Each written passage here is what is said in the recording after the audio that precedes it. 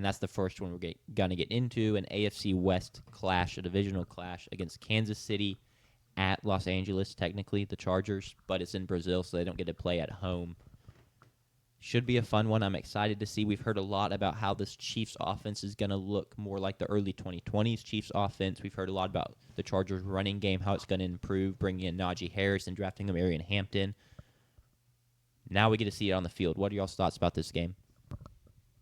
Sanders, go ahead. You're the Chargers fan. I should have mentioned it. Yeah, I think it's really unfortunate to have one of your 8 or 9 home games wasted on a game. In my opinion, your biggest home game is not at home. Yeah, I mean, realistically, it is. In a AFC West where the Chiefs have won every year for the last 10 years, something like that. It's been a long time. Since Peyton Manning won the Super Bowl. Thank you, 2015. So since that 2015... If they win it this year, it will have been a decade. Yeah. Straight. It's really unfortunate that, like Jack said, biggest game of the season, biggest home game of the season is on the road, and you're having to make fans travel, and you're not in your home locker room. That's really unfortunate. I'll be interested to see there are a couple big takeaways, a couple big things to watch for. What does the Chiefs' offense look like? Starting wide receiver Rashee Rice suspended. They've got guys coming back from injury. Hollywood Brown is coming back from an injury. So how does the offense mesh? It is the NFL. It is not college football, so I got to kind of change my mindset. These guys have been practicing 8 hours a day, 5, 6, 7 days a week, all summer long. Like it's their job. So I do expect it to mesh because they're professionals and it's kind of what they do. But what does the offense look like with guys coming back from injuries? And then also, what does the Chargers offense look like? What does Keenan Allen have left in the tank?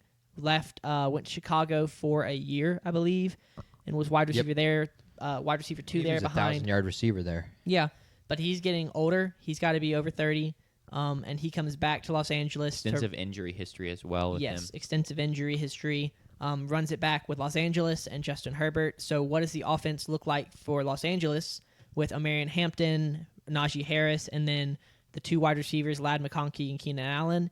Can Justin Herbert throw for his, he's got 400 yards and 4 touchdowns in his arm. But for that to happen, That'd be crazy. No, but he's the kind of quarterback that he could. He can That'd do be that, quite right? the There are statement some quarterbacks week who one. you realistically don't really expect. There are NFL quarterbacks. I don't expect Justin Fields to throw for 4. Right, I get what you were saying. That would be Justin Herbert is like the Ben Roethlisberger where he's just going to throw a lot. And he's going to get a lot, and he's going to rack up yards and touchdowns. And he can. Maybe. Right, if he plays well and if he doesn't throw a lot of interceptions, like we saw in that playoff game last year. So what does that offense look like? And then one of the biggest takeaways is that offensive line. Losing Rashawn Slater to the ACL was very, very unfortunate. One of the best offensive tackles in the NFL. They have to move Joe Alt over from right tackle to left tackle, and now they're starting. I don't have his name put up. Do you the 4th-round pick, 3rd-round pick from 2019, 2019, whose name I don't know off the top of my head. I can pull it up. But so now they're having to move a rookie to left tackle to guard Justin Herbert's blind side. sophomore. No, sophomore. Yeah, is Alt? Oh, I'm kidding. Yeah. Okay, well, sophomore, 2nd year tackle, moving over from right tackle to left tackle. What does that offensive line look like? What kind of holes are they creating for Najee Harris and Omarion Hampton? But yeah, those are kind of like my big things to watch for is what do the offenses look like, because both of them are going to be a little bit different from last year with the Chiefs returning guys from injuries and then Justin Herbert bringing in the Chargers bringing in Hampton and Allen. So that's kind of my stuff to watch for. Yeah, I think all eyes are going to be on the offense because whether right or wrong, both these defenses were good last year and people expect them to be good again this year. That the questions are on the offensive side for the most part. One key factor I want to toss out it's been thrown around. The Chiefs play pretty well on grass. Arrowhead is a grass field. Brazil, they're going to be playing on grass, and the conditions may not be great, but the Chiefs are used to it. I think that could give them a huge upside there if the game gets sloppy. I don't know if I really see a big Justin Herbert game here just because I think knowing how am I forgetting Brody's name? Harbaugh. Thank you. Knowing what Harbaugh is as a coach and what he likes to do is pound the rock. And so I think we're going to see a ton of Hampton and Harris in this game. They're going to rely on the run game, or at least try to get that going week 1. Yeah, JP, I could definitely see that being the case. Your thoughts on this game? So I'm just going to give you a few numbers. So Chiefs are 6-1 in season openers with Mahomes. Their only loss, the shocker to the Lions 2 years ago. Herbert is 4-1 in season openers, with victories over the Raiders twice, the Washington football team, not the Commanders, and the 2020 rookie Joe Burrow Bengals. So not necessarily like a huge resume there. Of course, the Chiefs have played in high-profile games, and their season openers have a win over the Chargers in Week 1. So something to look at, a trend there for Mahomes and the Chiefs. Another trend, Chiefs are 11-3 versus Chargers with Patrick Mahomes and have won the last 7 games. Herbert started his career 2-0 against the Chiefs and, of course, has lost the last 7 against Kansas City. So those 2 trends to look at for me. I think the key to the game is left tackle for both sides. Chiefs, of course, for the second Super Bowl, have got eaten alive in the pass rush game, and that was left tackle was a huge trouble all of last year. Josh Simmons, the rookie out of Ohio State, is going to start at left tackle for the Chiefs, and I want to see how that goes against Khalil Mack, how that goes against Thierry Tart, Tuli Tulipiloto. I'm really curious to see how that will go. Is that the best That was- JP's ever done that at was pronouncing fire. a name on this show? Like my jaw There's a little dropped accent to it. That deserves some I'm claps. very That proud deserves of you, some claps. JP. And then, of course, Rashawn Slater out. How does Joe Alt play when he's now moved to left tackle against George Karlaftis, who is now in his second contract, and Chris Jones, Bulldog legend on the side of the stadium? I want to see that kind of matchup. I think that's the key critical matchup to the game. For the Chiefs, I want to see some showtime. I want to see some offense. Of course, without Rashee Rice, it'll be an interesting question. But Hollywood Brown is a full go finally. After all of last year, he was dealing with injury troubles. He is a full go. Isaiah Pacheco is a full go coming off his broken leg, which he returned at the end of last season. That just didn't look good. Kareem Hunt is fully healthy. Juju Smith-Schuster, by the way, is still their third receiver. I forgot he was there. That's crazy. So he's back with the team, and he will be wide receiver 3.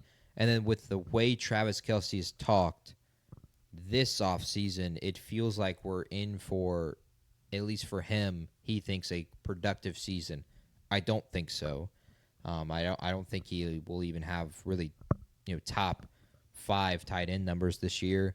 But he is motivated and he's not distracted, I think, is the big thing coming into this season. And that was a huge problem last year. He was saving up for a ring. He had a lot on his mind. It was distractions for that team. It was thinking about the three-peat the entire year. It was the pressure of that. The way they tried to approach it was just like pretending it didn't exist, which is something that Nick Sirianni and the Eagles are now going to try, pretending that they don't know it's banner night, but yet he knows that they won't be out there when the banner's dropped. Yeah. But he doesn't know it's banner night. But he knows they won't be out there. I hate that so much because I get you're trying to be like, next one up, it's a new season. But I saw someone say this, I completely agree. It's like, why win if you're not going to celebrate it? Like, what is the whole point then? If you're not even going to go open your ring on ring night or you're not going to be there for the banner unveiling, why the hell did you win it then? It's so stupid. If I won the Super Bowl, I would party and I would celebrate. And there's still time to get prepared and work out and be ready for next season.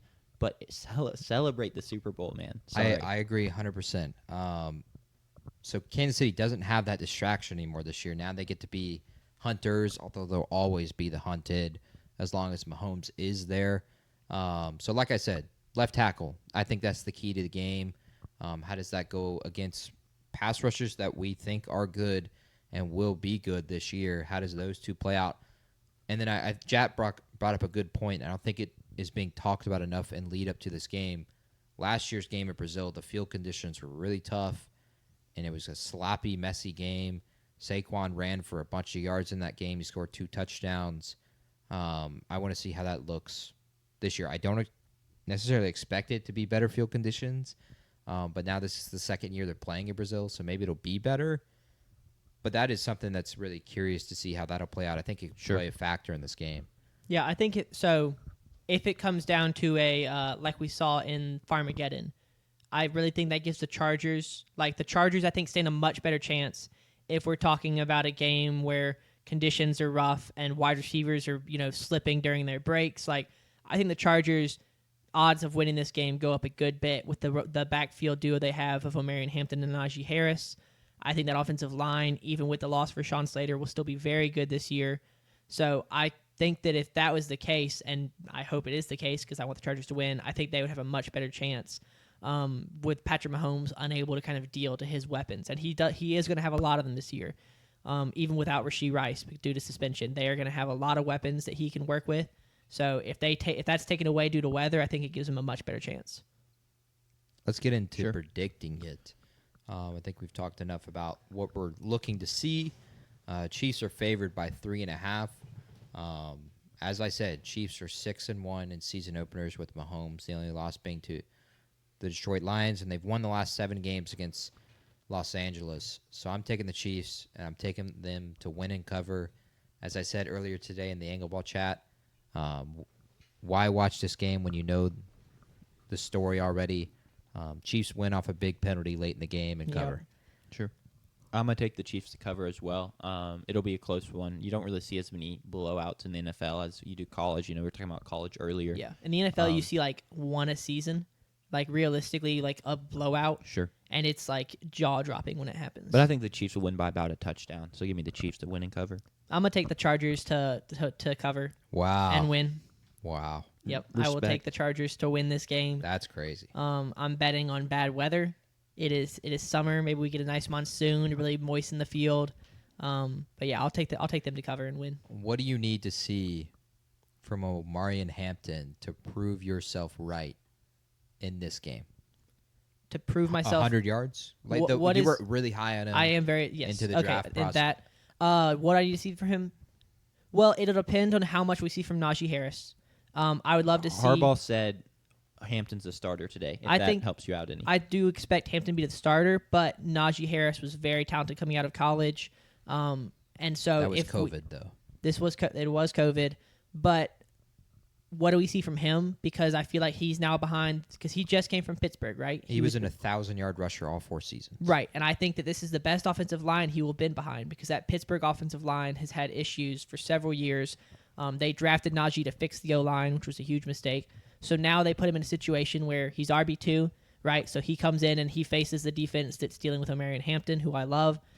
He's behind the best O-line I think we've seen him behind.